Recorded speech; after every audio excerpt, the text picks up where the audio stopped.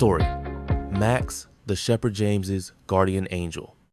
In a big, bustling city filled with concrete streets and endless noise, there lived an extraordinary dog, a German Shepherd named Max.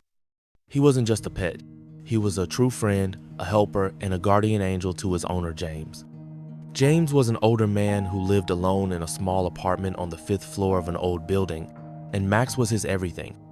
Every morning began the same way. James would wake up, pat Max on the head, and say, "All right, buddy, time to go shopping?" Max wagged his tail happily. Around his neck was a special collar with a small pouch containing a handwritten shopping list and just enough money for the items. Max knew the way to the supermarket by heart. He would trot through courtyards, wait at crosswalks, and avoid busy intersections. People in the neighborhood were used to seeing him carrying a paper bag in his mouth. Many smiled, took photos, and some even knew him by name. But Max never got distracted. He had an important job to do. When he arrived at the supermarket, the staff already knew him. He would calmly walk in, approach the counter, and place his front paws on it. The cashier, Miss Lori, knew exactly what to do. She would put on her glasses, read the note, gather the groceries, pack them carefully into Max's special bag, and take the money. "You're such a smart boy, Max," she'd say every time, giving him a small treat. With the bag secured, Max would make his way back through the city streets. Cars would stop to let him pass. Children waved, and adults pointed saying, "Look, it's that dog again." Once he reached home, Max would climb the stairs he didn't like, elevators, and bark once at the door. James would open it with a smile. "Max, you're a hero. Thank you." James unpacked the groceries, put the kettle on, and made himself a sandwich. Max would lie at his feet, watching every move with loyalty in his eyes. Evenings were their favorite time. After dinner, James would settle into his chair and turn on the television. It was football night. Max lay beside him, and whenever James shouted, "Goal!" Max would bark as if celebrating with him. After the game, James stepped out onto the balcony for a cigarette.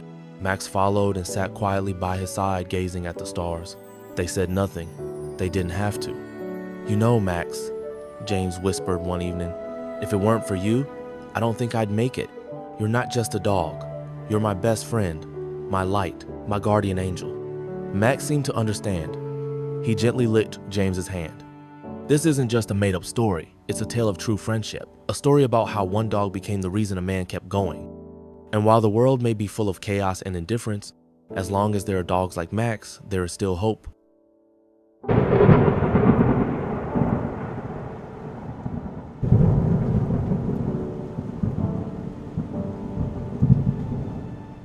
Weeks went by. Autumn had arrived, leaves were falling from the trees, the streets were wet and gray. But Max, as always, continued his mission faithfully, running to the supermarket, carrying groceries, and lifting the spirits of everyone who saw him. He had become a local legend. One morning, James wasn't feeling well. He stayed in bed longer than usual, coughing, looking pale and tired. Max came up and laid his head gently on the bed. James gave a weak smile.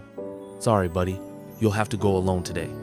He pulled out the list and the money, tucked them into Max's pouch, and patted his head. "Take care of yourself." Max seemed to understand that something was different. He ran slower that day, looked around more cautiously, worried, but he still did everything right. Made it to the store, handed over the note, took the groceries, and headed back. When he returned home, the door didn't open right away. Max barked once, twice, 3 times. No response. He began scratching the door with his paws. Neighbors heard the noise and came out into the hallway. One of them, elderly Mrs. Anna, realized something was wrong. She called an ambulance. When they opened the door, James was on the floor unconscious. Max sat beside him, refusing to move. The medics took James to the hospital. Max was left in the apartment, alone. For 2 days, he waited. Saturday by the window, watched the door, didn't eat, didn't sleep. Neighbors looked after him, brought food. He barely touched it. And then, on the 3rd day, the door opened again. James was back, weak but alive. Max barked joyfully, jumped on him, wagged his tail, licked his hands. "I missed you too, Max.